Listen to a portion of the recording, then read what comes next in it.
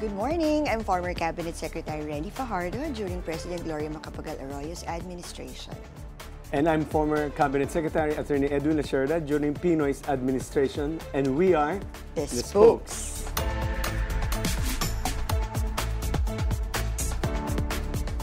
From the palace halls then to our group chats now.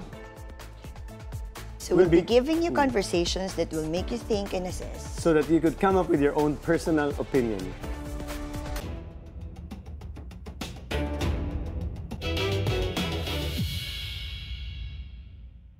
So for first, noted by the spokes topic, si Congressman Leandro Leviste criticized the House for acting swiftly on Kiko Barzaga while corruption issues against Edwin Guardiola is left examined. Well, Attorney Edwin, I know. Parang, it's like you're suggesting na you have to do one task at a time. Separate naman ng issue sa ethics. It's an ethics complaint. Correct. There are own rules. The House has its own rules. It's a separate. It doesn't mean that if I focus here, I cannot focus on the other side. Plus, see, Guardiola, it's already being looked into by the ICI na. So, I think kahit naman hindi in-investigate, and the House is not investigating them. There's no House investigation on their own contractors. So it was left already to ICI. Sa akin yun na, ikaw muna. Well, ako kasi, with the image of the House of Representatives now being very low, no, the public is really watching on how they are responding also to this corruption scandal, diba? So ako, I agree naman that there should be disciplinary action with Congressman Barzaga's behavior, no? Because it's irresponsible, it's reckless, no? Right. And in fact, no, it's very unbecoming of a congressman. And he falls short of that expectation that he's also a role model. And as a young leader, Exactly. diba, he should conduct himself as a statesman, diba? So, I think, Attorney Edwin, kailangan naman talaga ng disciplinary action kasi yung ginagawa rin ni Congressman Barzaga, it seems like he just wants to get attention. It's attention and spotlight more than the substance. But, to be honest, I can kind of understand and relate to Congressman Leviste also, no? Yung frustration niya because it's also like frustration of the parang public frustration na rin ito kasi yes, you're right, walang investigation na ginagawa in Congress, but that's my point na parang they still has to do something about it, 'di ba? I mean, ano nga ba talaga? Why are they silent? No, kasi they also have to guard their ranks, no? People is expecting that they also has to do something about this, the congressman that is being dragged into this issue. You know, if you look at the social media posts of Kiko Barzaga, it's really very demeaning to the House and very immature, no? But it appeals to a certain segment, the Gen Z, but it does not mean that what he does is uplifting to the House, no? And I think it's a. By the way, pasalamat si Kiko Barzaga. It has the House voted the same number of votes that could expel him. But instead they decided to just suspend him for 60 days. And I think I believe that pag gumawa pa siya ng additional offense like that, they will follow the style of Congressman Teves. Si Teves was suspended also 60 days. And after that, they decided to expel him. Yeah. So this is a forewarning to Kiko Barzaga that if you decide to again demean the House, it's up to you, and another ethics complaint is filed. Most likely you won't get the same treatment as just a slap in the wrist. Yeah, it's not helping the image of the House, no? For sure, absolutely. But then again, Attorney Edwin, we've been discussing this, yung Congress action. I think the public still needs action to see action from Congress also. Parang may sinasabi si Congresswoman Garin, no, when we had her as our guest. Pero parang hindi very specific kung ano talaga yung mga ginagawa ng House about it. Like at least alisin man lang siguro nila yung mga committee chairmanship doon sa mga allegedly involved in the scandal para talagang to remove influence, di ba? Yung ginagawa na nila, di ba? As that's what Janet Garin said. Let's see what happens to the next meow post of Kiko Barzaga. For our next noted by the spokes topic, Senator Ping Lacson revealed that over 180 billion has likely been lost to ghost flood control project since 2016. Malaki yan, ha? 2016 pala. Oh, yeah. Oo. So, wala pa tayo sa below 2022, 2016. So, mahaba talaga. It's really, the architect of this, all of this is really Yusek Bernardo. So, I think si Ping Lacson did a backtracking and identified so much has been lost to Ghost Project. Hindi na to talaga political issue eh. This is already a national moral crisis. Di ba?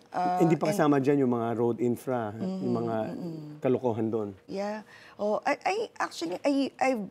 na-appreciate ko yung mga revelations at saka yung mga kinoconduct ng mga investigation ni Senator Lacson. I really, truly appreciate that. Pero medyo may konting, nagkaroon ako ng konting concern sa kanya when yung immediately nagkaroon siya ng yung response niya dun sa video ni Saldico dismissing the president, saying that the president, most likely the president doesn't have any knowledge about the corruption issue or the insertions, pero kasi as a chairman of the Blue Ribbon Committee, Attorney Edwin, ang tingin ko dapat mas maging cautious siya about giving that kind of statement, kasi dapat maging very independent at very credible ang Blue Ribbon, kasi magkakaroon ng effect ito in the future investigation of the committee. Pwede rin, no? That's valid. But I think in-optics rin niya si Saldico, umuwi ka rito kung talaga may ebidensya ka. So, ang challenge natin kay Saldico, kung nasaan ka man, kung nasa Portugal ka, or nasa Timbuktu, umuwi ka na.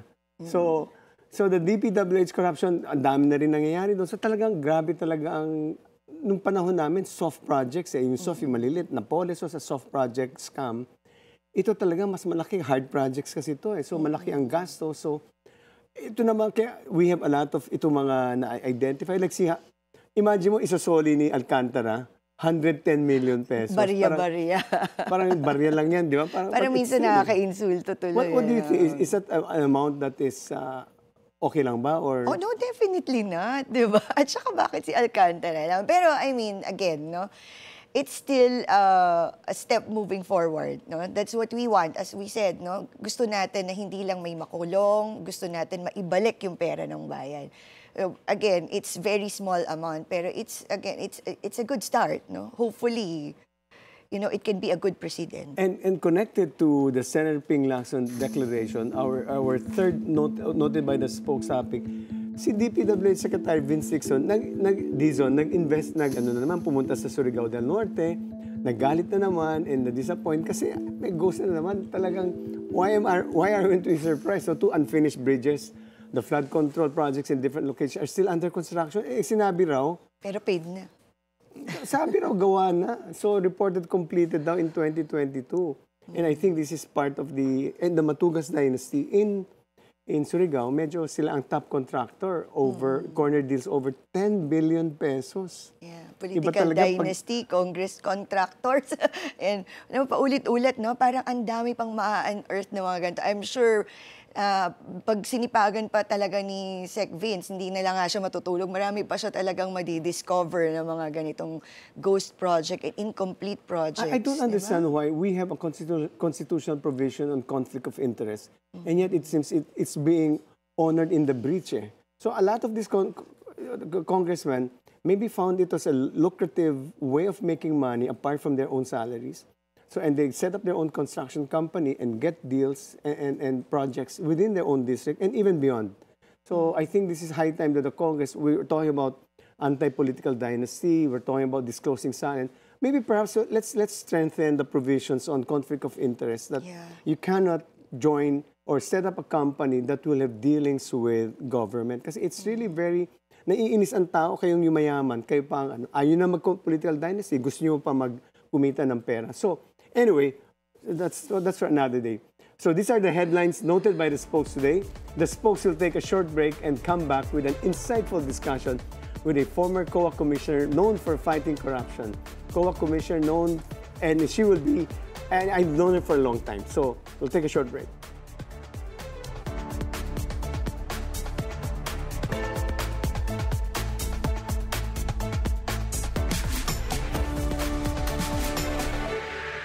And the spokes is back. Joining us is someone who spent decades uncovering irregularities and confronting corruption head-on. Former COA Commissioner Heidi Mendoza. Hey. Welcome to this, Welcome, folks, Heidi. Commissioner. I'm actually very excited to know that you will be our guest. No? Nag-post pa ako sa Facebook. I voted for you. Alam mo, naalala ko, ladies and gentlemen, si Heidi, I met her when she was in 2011, when she was a whistleblower. Wala ka pa, hindi ka pa commissioner noon. This is in the case of General The Garcia. Comptroller of the Armed Forces of the Philippines. Sinabihan ako ni Butch Abad na kitain ka. Dahil sa? That was the height of my security problem, and I don't have anyone to... And I met you to assure you that you will have that there will be security. some, yeah. I remember, nag-meet pa kami sa hotel ni Heidi. So, that was the first time I met her together with your husband. No? In any event, now, fast forward, hanggang ngayon, mas mukhang lumalaki ang problema ng COA. mas bigger issues now, no, on corruption. Heidi, itong sinasabi ni Ping Lacson na 2016 pa lang, sobra nang nawala sa ghost project, sa ghost flood control projects. Yeah. Were you surprised, or was this all part of what you have discovered in the past? Also? Actually, maybe we can start with what we have done during that time. Ano?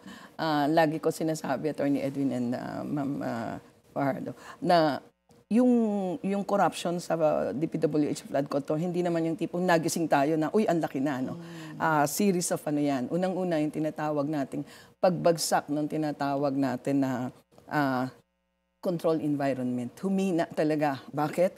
Tumaas yung non-compliance kasi you have a president saying, oh, ihulog niyo yung auditor or kidnapin niyo yung auditor. Diba? Panahon ito ni Pangulong Duterte. Oo, di ba? And, pero seryoso siya nun o nagbibiro lang? pero anong Serious effect? or not? Okay. Ang effect sa auditor, Yung ang effect sa perception. management. Okay. Diba? So, because of the extent of yung pagtaas ng non-compliance issues, sa mga auditor, alam natin yan, tataas ang red flags or incidents of fraud and corruption. So it was not surprising that Hindi ako it happened? na-surprise. Yeah. On the other hand, i-relate Sorry, ko lang. ma'am, can you go back to very quickly?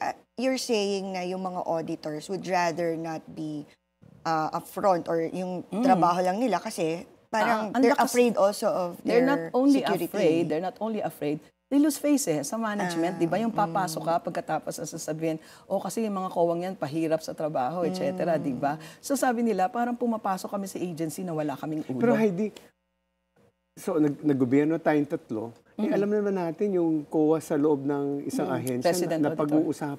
nakakausap po eh. Hindi naman lahat. Oh, no, pero it's a common practice na aabutan mo lang ng regalo. Well, it's part of the culture.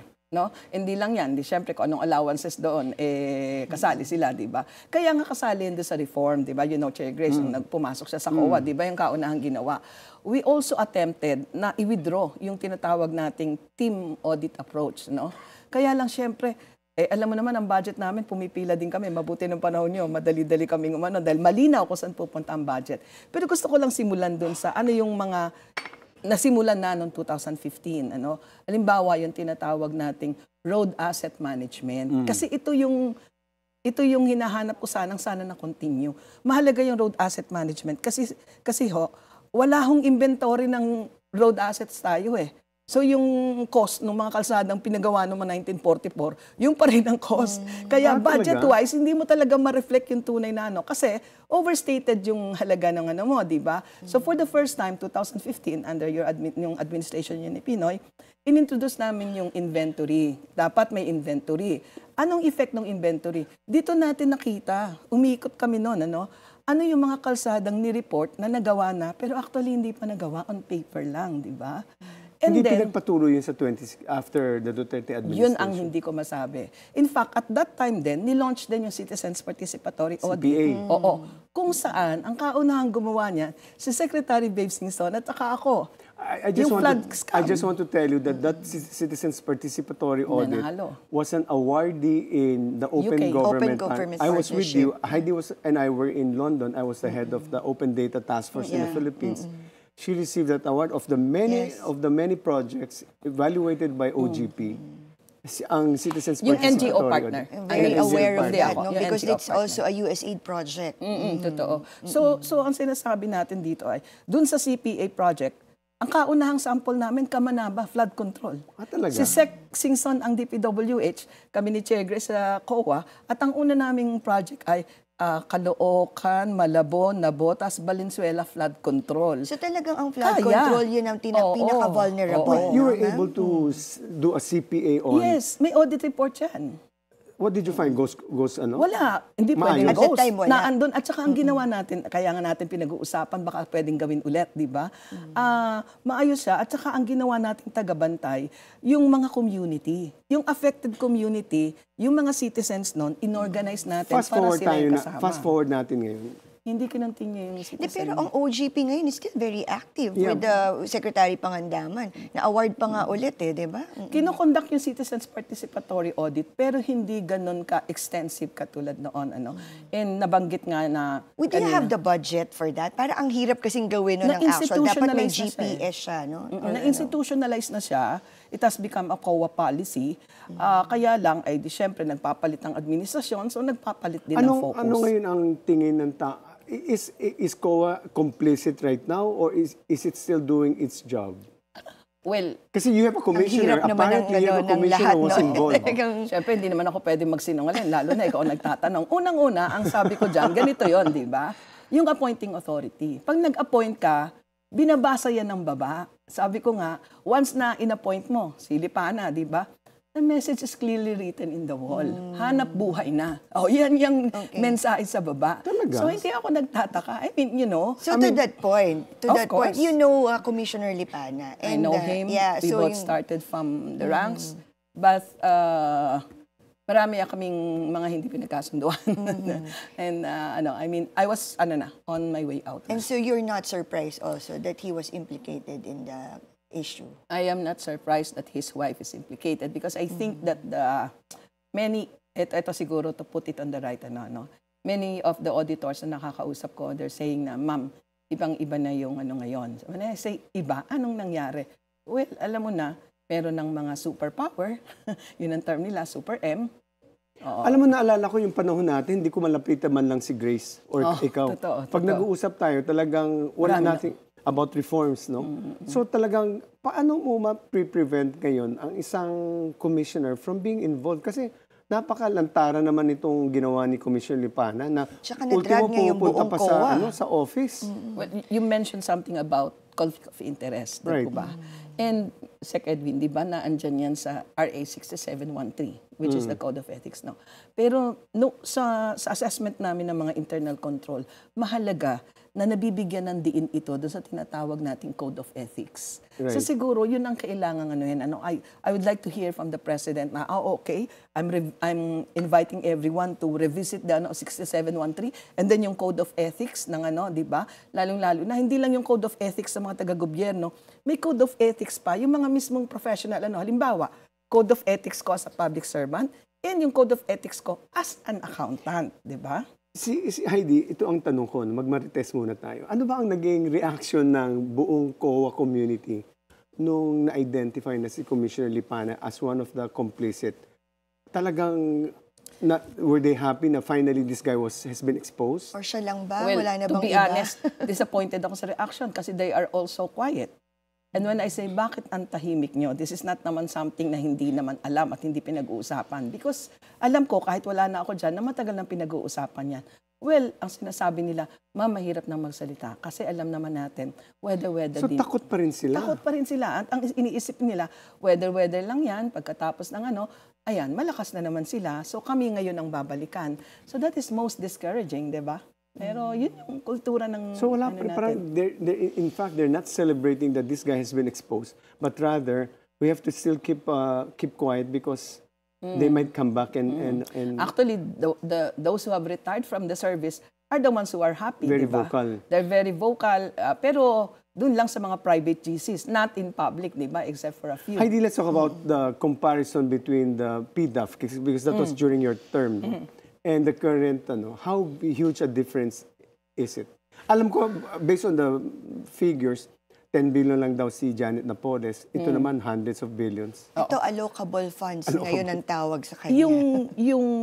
Yung difference nila is in terms of yung subject nung pinagnahawan nila. Kasi ito, malinaw flood control. It's an infrastructure project. Right. Dito kay Napoles, iba-iba. Merong tipong delivery ng fertilizer or Sa farm Makati, supply equipment. vermiculture, mga Oo, uod. oo. Oo. So marami, varied. And a lot of them, livelihood projects. Right. And then, very clear na may connivance kasi nanggawa sila ng mga fake. Connivance between... Marami. Connivance doon sa lawmakers, connivance din doon sa mga NGO. Kasi marami silang ginamit na NGO, di ba? So ang similarity ng soft at saka ng hard projects or the PDAP scam and this one, talagang parating may involved na lawmaker. Hindi Congressman's pwedeng fund. walang legislator na involved. Senator Sa kanila man talaga or... nang gagaling Kaya kasi yung masama yung funds loob ko kasi pinakulong na natin yung mga yun, di ba? And the same names, di ba? Kaya Yeah. parang sa akin, hello, tumakbo na nga ako, natalo. Pagkatapos sila nanalo. Tapos ito ngayon, usapan, pakulungan na naman. Takbo ka ulit, mananalo ka na. Ayoko na. So pag pinag-usapan natin, nandun yung connivance. Unang-una, ano yung mga paliwanag nila nun? At ito yung nakakainis na excuse. Ano? Ang sabi nila, no, hindi ko alam na ubus na pala yung aking pork barrel. I'm not aware na inilipat yan. Diyos ko, Panginoon ko, di ba sila nga panay ang monitor? Panay ang tawag niya sa DBMO. Ay, Magkano oo na nga. pa ang budget? Tsaka, Di ba? Magkano budget na yung release? hearing. Oo. Paano mo sasabihin, all of a sudden, nagulat ka, na-release na pala Tapos kayo na tatawagan police? ang COA o huwag mong pahirapan yung may mga report na alam nilang ino-audit Hindi, sila. hindi ganyan katindi nun. In fact, hindi ganyan katindi nun. Pero kasi nga, takot sa amin. Takot kay Grace, takot Dahil sa akin. takot kay Oo, Pinoy, kami kasi seryoso. Oo, takot din kay Presidente. Kaya noon, ang naipit DSWD. And I was very sad. Remember yung sa nilang USEC na oo namatay nga at the pala. same time nakasuhan, di ba? Why? Kasi ang ginawa nila, idinaan nila yung lahat ng through DSWD. Ay, di tanong ko to sa iyo. No? So, alam nilang takot sila dahil nandiyan ka, nandiyan si Grace, nandiyan si Pinoy. Ngayon ba, itong mga lawmakers ba, sa tingin mo takot sila? Dahil, kasi parang ang feeling nila, lahat na nasa gobyerno involved. So, sabit-sabit tayo. Eto, tahas ang pagsasabi. Hindi takot, parehas sila ng collar. Mukha Parehas ba sila ng silang sinusuot, di ba? Mukhang very brazen Bakit sila. hindi sila takot? Kita mo naman, walang kahirap-hirap ang confirmation ngayon, di ba? Hindi ko katulad na kulang nilang magnovena ako ng palod at palakad at balik-balik. You're saying that the present crop of COA commissioners Breeze. No diba? kidding. Oo. Walk in the park, di ba? So, is that a question mark on, May nag-usap na conditions sila, na. may connivance na yan? Ganun ba? Well, remember, during my time, remember? And ito, totohanan to. Anyway, pinost ko na rin to at sinabi ko na rin kay Karen Davila. During my time, di ba, I was asked by someone, the head of ng Congress na, hintay ka lang dyan sa center. Pag walang dumating at 6 o'clock, you can go. So, nagro-rosaryo ako kasi may Our Lady of Fatima dun sa center Naalala ng ko yun. Congress. Oo. Pagkatapos, wala. So, drive na ako. Ako pa nagda-drive na, balik na ako, pauwi na ako. Malayo-layo na ako, biglang tumawag. Hello, Commissioner, malapit ka pa? Can you go back? Sabi ko, naku, patay. Wala akong maibibigay, di ba? Tinawagan ko si Congressman Fariñas. Sabi ko, sir, alam ko parehas tayo nagro-rosaryo. Wala po akong kakilalang lalapitan. Sabi niya sa akin, sige, simple lang yan. Bumalik ka at iintayin kita. And I owe it to him, no? He never asked for anything in return, in fairness, ano? So, hinintay niya ako, simple lang. Iniikot niya ako dun sa lahat ng members ng CA. Ang sabi niya, para sagot ko to. And the rest is history. So, kailangan Wala meron akong talagang binigay. Malinis yung kamay ko. nag-endorse. At walang humingi sa akin. Pagdating sa Senate, yun ang struggle. Remember, we have Senator Jinggoy Estrada, di ba? Di ba, paulit-ulit ako, pabalik-balik. To that extent na ayoko na magpa-confirm, hindi na ako magsasubmit ng papeles. It's my staff na lang na nag-submit, di ba? And I remember one of your congressmen saying, Hides, huwag mo naman kaming ipahiya kay Sister Agnes, di ba? Oo nga. Pa-birthday na namin to. And I say, wala, hindi talaga ako mako-confirm. And during that hearing, di ba, sinasabi ni Jinggoy, aminin mo nang inutil ka, na-dismiss ang Makati, na-dismiss. And I was already galit na rin. So sabi ko sa kanya, parang kayo po, may kaso ng plunder, di ba? Naggalit siya. Hinampas niya yung mesa. And at my back, sinisipa ako ng aking staff. Huwag mo nang hindi ka mako-confirm. Sabi ko, hindi na, kahit na hindi na makonfirm, masabi ko lang yung gusto ko. Miracle of all miracles. Si Congressman Fariñas yung nagsabi, sige, ako na lang ang inutil. Let's go to the plenary. And I was confirmed. So, iba na talagang regime ngayon, ano? Talagang very... Ngayon, walang kahirap-hirap. Diba? So, ang point ko, nung sinasabi nilang, nila na, bakit nangyari to na may na-compromise, etc. Ang tanong ko, gusto kong ibalik sa legislators. Bakit ng confirmation, hindi nyo tinanong yung mga Depende business sa tao interests talaga. niya, diba? It's all well known. Sige. I have a question for you. No? Do you believe that the flood control corruption scheme could not have happened without the involvement or silence of people inside COA? But before you answer that, Heidi, the post will return after this short break.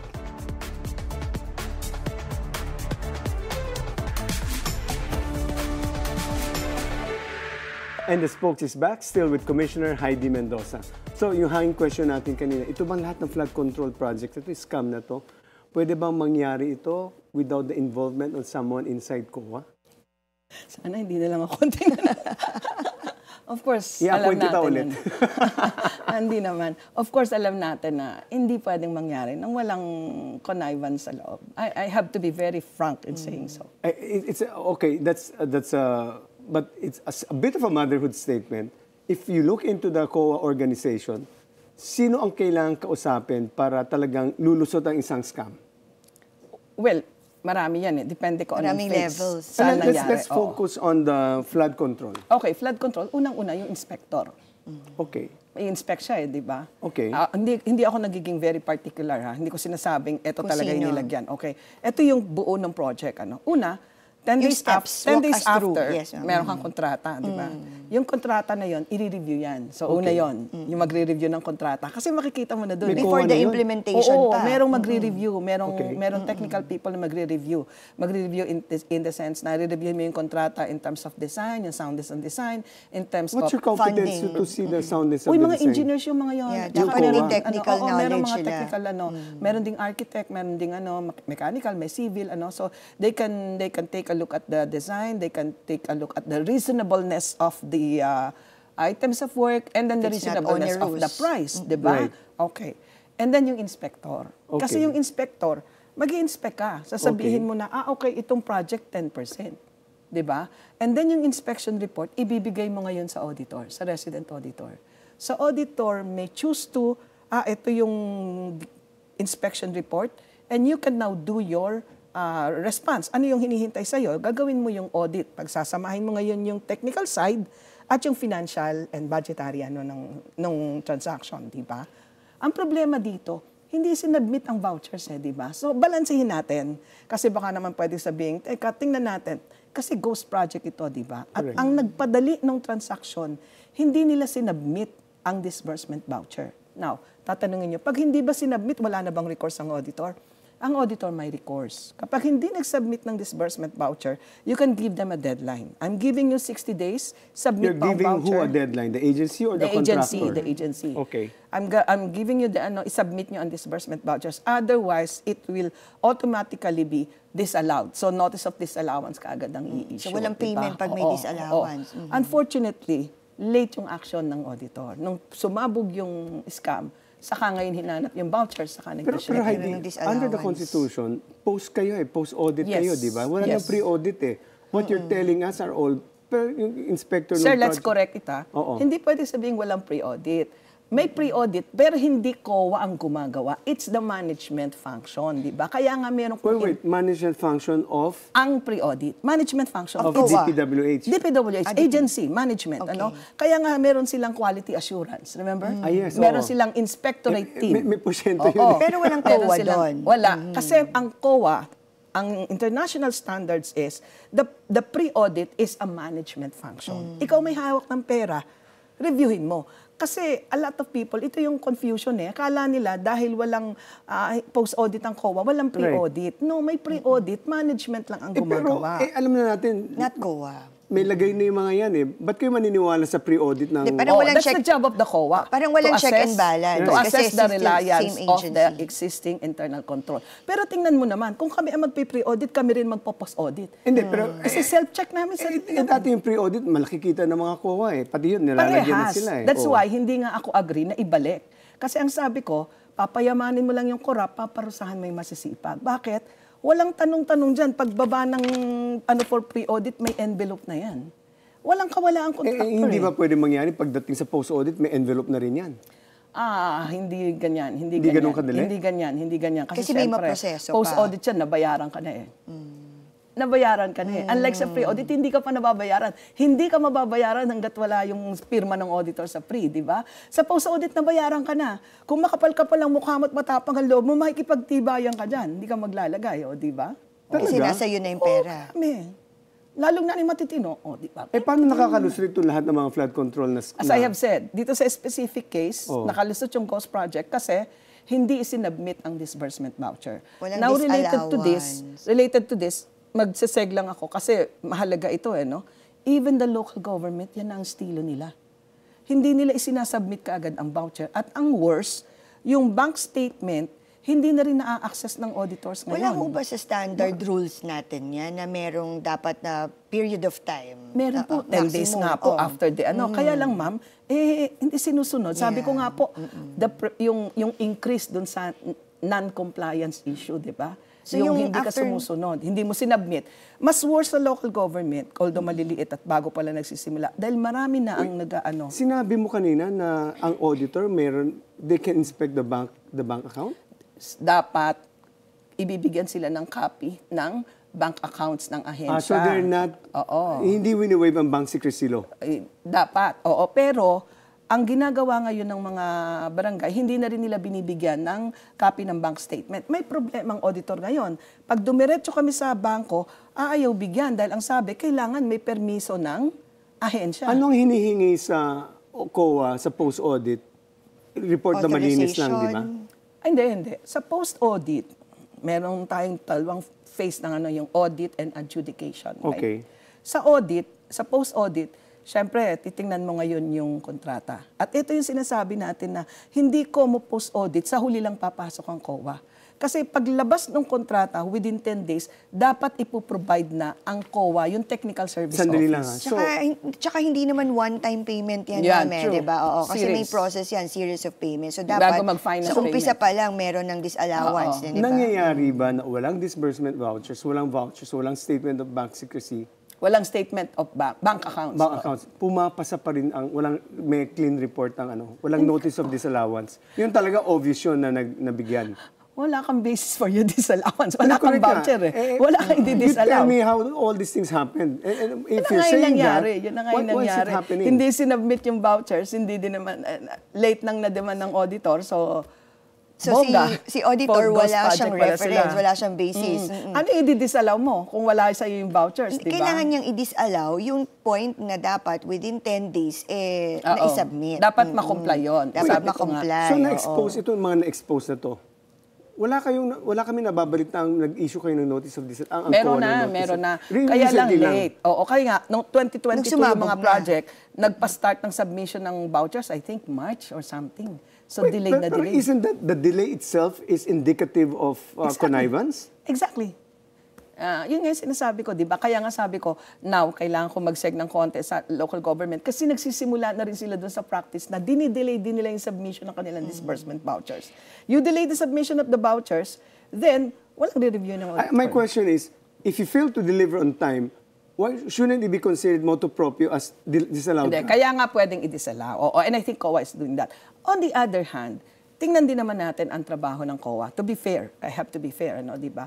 Usually, nabiblame tayo sa delayed reports, di ba? Right. Kaya nga hindi nakaka-loop into the deliberation of the budget, di ba? Correct. Dapat sana sa budget hearing, yung pinaka-current na audit report ang gamit. Hindi mangyari kasi delayed ng 1 year or 2 years, no? Kulang Sobra po kayo naman sa po, tao. ah. Kulang pa rin ba kayo sa tao? up Well, to now? ang plantilla is 13,000, ang filled up is only 8,000. O, di ba? Pangalawa, Sir Ed, o-auditin mo lahat yan. Ilang national government, Yeah. ilang corporations, TLGU. ilang Yun yung local sinasabi government. ko, ang hirap You know, in the eh. case of Oo, barangay, cyclical na nga every Pati 5 barangay, years. Assessment, ino-audit yes. nyo? Dapat kasi may 3 pondo. million lang ang budget nila. Hindi naman lahat. May Hindi, mga barangay na mas look at malaki pa sa Makati. ano. Mas malaki pa ang pa budget. sa ibang LGU. Favorite ko yan. Munisipyo. No, but so, Kailangan basta't may pera ng bayan, So, you know, in dapat other may countries, auditor. we have the di ba? so-called risk-based, di ba? Ano yung pinaka-risky? Ang tanong ko naman, with all this shenanigans and scam, kaya mo pa bang mag-segregate ng hindi risky? Sige nga. let me ask you one thing. That's on the side of the COA, no? On the side of us perpetrators, what do we do to make sure that makakaiwas kami sa COA audit? Or Well, at least, build a good relationship with With the the auditor. co-auditor. PR. Dinadala mo sa mga ganon. Build a good relationship sa Kailangan auditor. nga hindi Isa ka yan. And mabigyan ng second, disallowance. meron akong i-quote. Kasi ito naman ay sinabi na, para wag akong mapag-initan. Aray ko. Remember Mayor Vico when he said, yung mga barangay captain ko na madalas sabihing malakas kayo kay Commissioner Mario. Remember? So that's the point. Find someone at the top who will be your connection, di ba? So, kalakaran talaga yan. Well, kahit sa bansa. So, Senador, senator, congressman, they take advantage of the confirmation hearings to make sure that you're gonna follow my There are dictates. already conditions So actually, it's the pre-arranged. oversight. It's the oversight structure. Yung oversight ang kinoo, di ba? The Commission on Audit, the Office of the Ombudsman, the Department of Budget and Ang Management. tanong ko sa ngayon, now that the amount obviously is bigger, the scope of corruption is obviously... Hindi lang yun, mas makapalang mukha, mas walang konsyensya. Oh, we have a term... Parang given na eh. We have a term in the Supreme Parang ito Court. na yung new It's a normal. very nice term. Ano? Kapal na mukha is pachyderm skin. Parang But anyway, the question to you is, how difficult is it? You were a whistleblower. Yung panahon kay General Garcia, ano ngayon na estado ng mga mag-whistleblow ngayon? Kasi parang pahirapan ngayon, mukhang mahirap. At sa dahan, talagang, you have to parang force them eh. Sige. Based on Is my... it more dangerous? The question, I Exactly. think, is it more dangerous to expose scandal or corruption issues now Based on than my before? experience, nung nag-whistleblow ako, tandang-tanda ko ang advice sa akin, go out in public. Make it very public. Kasi pag napaka-public at naka-resonate ka dun sa simpatiya ng public, medyo Sila na mag-iingat magbabantay. yung ano. Ngayon, ito yung kagandahan ng pagbasa ko. Lahat na ay gising at wala nang tahimik. Lahat ay galit. Pati COA. Kaya pwede ka nang tumakbo ulit. Hindi, Kasi sige. mas gising Lahat na na yung gising tao ngayon. ngayon. Lahat ah. gising. Well, I'd like to believe, di ba? So parang ang point ko, mas madali sa whistleblower. Mas madali sa whistleblower. Pero ang sa akin, whistleblower na totoo ang Credible. sasabihin. Kasi kung hindi ka credible, mahirap din it is not the time to Pero do so far, wala kaming naririnig na whistleblower na galing sa COA. You're the last one na nag-whistleblow from COA. And dapat si COA yung marami talaga Diba? nakukuha Exactly. information dahil Tama kayo sabi yung ni nag-audit. Relly. That's Oo. sad. Kasi sinasabi ko yun, this is internal sa mga nakakausap ko. Why are you allowing these things to happen? Ang sasabihin nila, ma'am, hindi mo kami kasing tapang. Sabi ko, ay, sorry. Ikaw kasi. Ano mo, wala tayo sa restaurant na kumakain nagkakwentuhan. No holds bar. Huwag mo na ako imbitahin. Ayoko na. So sabi ko, but nung nag-whistleblow ako, State Auditor 5 ako. You are now at the highest position of ano. Sabi nila, ma'am, kasi marami kang kilala sa simbahan, marami kang kilala sa media, sila daw wala. So it's high time at ito rin yung hinihingi ko, no. Sabi ko sana when we shake the rotten tree, ano, make sure na yung mga bad monkeys yung malalaglag. Kasi kung minsan, makakapal talaga ang mukha ng mga magnanakaw eh. Hindi natin sila makukonsyensya at Saka aalis na magagaling sila. Oo. Very strategic Chances yung are, ang mind nila. maiiwan dyan, yung mga kurakot, kasi hintayin lang nilang mag-die down. Ang aalis, yung matitino. And that's exactly what's happening. Anong sabi ng mga auditor? Mag-retire na lang kami, ma'am, kasi nahihiya kami sa mga nangyayari. Ayaw Wala nila kaming ng magawa. ganitong stress. So No? that's the ano, wag naman nating i-shake ng gusto na yung mga matitino ang umalis. Kasi yung mga makakapalang mukha, they will just rest and they will hit The back question again. to you is, nangyayari ba na yung mga matitino umaalis? Many. In droves? Ang dami nag-retire. Kaya nga tawang-tawa ako, ang dami nagkampanya sa akin. Lahat sila nag-retire bago ako tumakbo. So sabi ko, uy, sa totoo lang, I'm selfish. Sabi ko, pero wag kayong mag-retire, kailangan kayo ng komisyon. Hindi na ma'am, sobrang dami na ng trabaho at ang lakas na rin ng pressure. I have to be very honest, no? I have to speak on behalf of the, ang lakas na rin ng pressure, hindi na namin Parang kaya. ngayon kasi, So, nung sabi ko, nakalusot na, masaya. ma'am, no? Nung nakalusot na, feeling nila, it's a walk in the park already because it's a given, it's a normal. Parang, Ako ano sasabihin na, no? ko yung sad na kasabihan sa loob, mabuti na daw magnakaw basta damihan lang. Kasi kung may marami kang nanakaw, may pambayad ka sa magaling na abogado, kung magkasakit ka, may pang-ospital ka, may matitira pa pang around the world ng Pwede family kang mo. kumuha ng So, it's very security disgusting. for your safety and your family. May Wala pa pambayad namang ka. nakuha ng security. How much of a support are you getting from the executive branch? Because you're a constitutional commission. You're supposed to be autonomous from the executive branch. But in terms of budget, you're lacking in budget. You're lacking also in capacitating. There's no kulang kayo ng tao.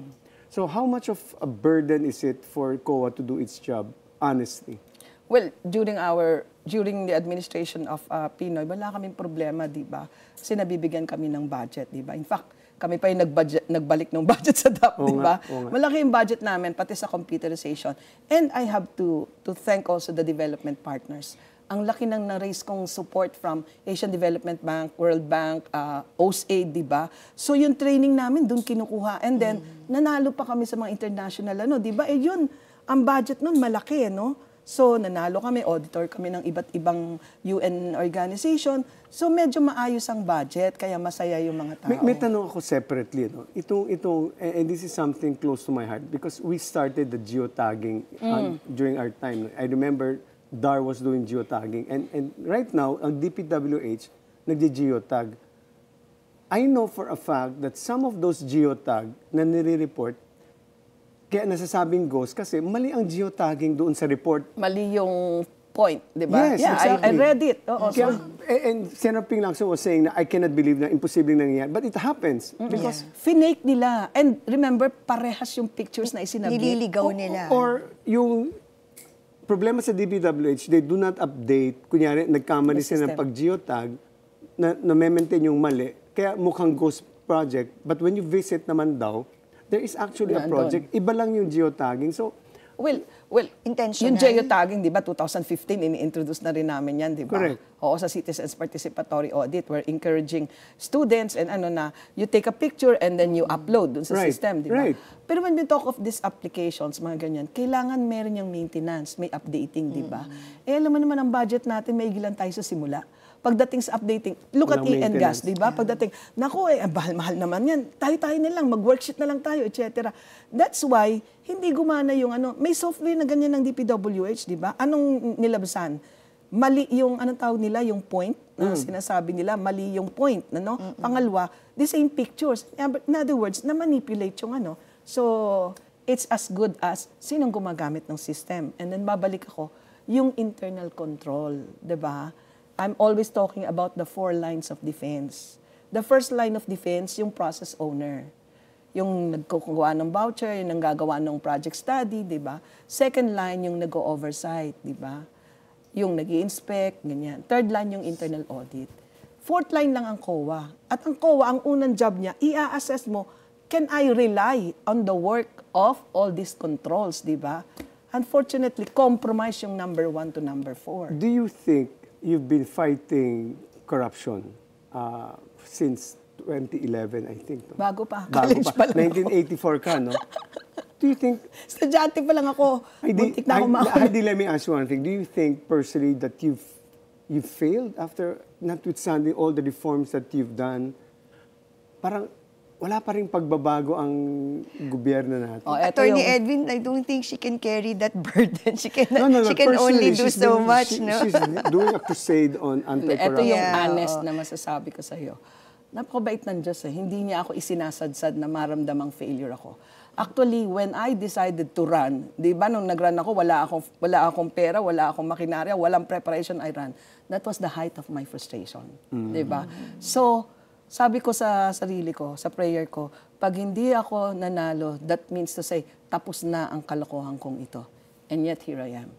Di ba? So, yung sabi ko, hindi ako pinabayaan So na tuloy pa rin ang masansay. laban. Tuloy pa rin. May tanong ako sa'yo, sa mga, let's look back. Sa mga inimbestiga mo, sino sana ang, meron ka bang regret na dapat ito pinursige ko ng mas madiin? Meron ba? Kung hindi, nandito Huwag pa kang siya. magmumura, ha? Andito pa rin siya hanggang ngayon. Bugso ko na damdamin yung kanyang Hindi naman kailangan isa lang. Pwede namang marami rin. No, but seriously. Who among the powerful people na na-investigate niyo Banggaan ang na naman dapat to. tinuloy pa? Well, of course, I could have done more in the audit of yung munti ka nang maging presidente. And walang banggitan ng pangalan. And of course, yung senator na humarang ng paulit-ulit sa aking confirmation. Not because hinarang niya ako, kung hindi, ang galing-galing niyang umiwas eh. So parang alam na alam ko. Sino yun? Sino yun, ma'am? Ayoko na. Alam mo, hindi ito. Sabi niya, Hindi na bawal ako mag-isip, magmura. ah. Hindi bawal din ako magpangalan. Iniimbestigahan ba siya ngayon? Well, I think so. Yeah, he's part of the names Family-wise. that was linked. Sino yung muntik na maging presidente? Na Hindi ko dating alam. vice president. Ikaw naman. Di ba kaya pumunta ako ng UN dahil natakot ako baka maging presidente? Initials daw, initials. Be nice. Okay. So you Alam ko got na. it already. So, ma'am, if you're Bawal still... magmura, pero bawal Be din nice. Oh, be Just nice. like be nice. Oh, let Be me be kind. nice. Okay, let me be nice. Yeah. And of course, yung mga senador na sa Favorite tingin niyo ko talaga, ay talagang Makati. dapat nang managot. Kasi kinasuhan na namin sila sa PDAF, tapos nakaligtas. Nakulong na. So for the sake of the people, sana for the makapagpakulong talaga Once tayo and bago for all. magpasko. Kasi hindi ako makapagpagupit ng buhok. Ang haba na ng buhok Ma'am, if ko. you were still in COA, no, on the previous administration and present administration, would you have blown whistle publicly the flood control anomalies? Hindi tayo dadating sa flood control scam kung ako'y nasa Kung COA. nandun ka pa. Yabang yan, pero kaya kong panindigan. That's nice. Hindi Kailangan tayo pa darating talaga dyan. namin. And you did well, no? During your Senate run, kahit sabi nyo nga wala kayong funds, no? Wala kayong support. Hindi walang ako binoto ni machinery. Edwin. Wala Uy, kayong hindi, machineries, di ba? No, parang ako nanghihinayang. Ako, I voted for you, no? I don't really know you, but I just see you. But I sincerely believe that you have that heart, no, for public service and you're a patriot. Siguro dapat tumakbo kayo ulit. Baka po hindi na. Kasi sinabi ko nga po na eto na yung height ng aking frustration. Pero hindi naman tayo Pero pwede magsalita ganyan yung reason ng nyo tapos, dati kaya diba? kayo tumakbo sa Senate. You were at the height of your frustration. Oo. Pero may makukulong eh. So siguro ang bottom line, pag walang nakulong, mapipilitan tayo Pwede kayong tumakbo ulit. Pero And- pag may nakulong, hindi na ako tatakbo. And what position? Senate ulit? You won't go to the Presidente. local. Presidente na. Ang hirap maghanap ng kandidato ngayon. Wag. Well, I'm thinking I can go Senate, I can also go local. Kasi I always look back at Quezon Province at nakikita ko napakataas ng Parang potential, ginawa etc. ni Vice President Lenny, no? She wanted to prove something in Naga na kung magiging best practice yun, pwedeng ma-duplicate sa ibang lugar. Oo. Pero more on the national. At saka sabi ko nga, I have my word. I do not want to run, but kung walang makukulong, I may force myself. Heidi, 2 taon pa na tayong pag-iisipan yan. So, in the meantime, you're a resource person sa anti-corruption. So, we will be getting you paminsan-minsan. Yeah. Bawal, magbi-bleep na kami. We Magdadala need- kami ng bleeper dito. We na. need your But, your information and expertise. Hindi ako pwedeng mangumunyon, gawa mo. Maraming salamat, Commissioner Heidi Mendoza, sa ulitin with May the klase bleep. pa ako. At sa magdala ka ng rosaryo para hindi ka magmura. Anyway, okay. Salamat po. Salamat So, po. Marami. this wraps up today's episode of The Spokes. For now, don't settle for just one side of the story. Because every issue has two perspectives and the truth may be somewhere in between. I'm Attorney Edwin Lacerda, And I'm Relly Fajardo. and we are The Spokes. Spokes.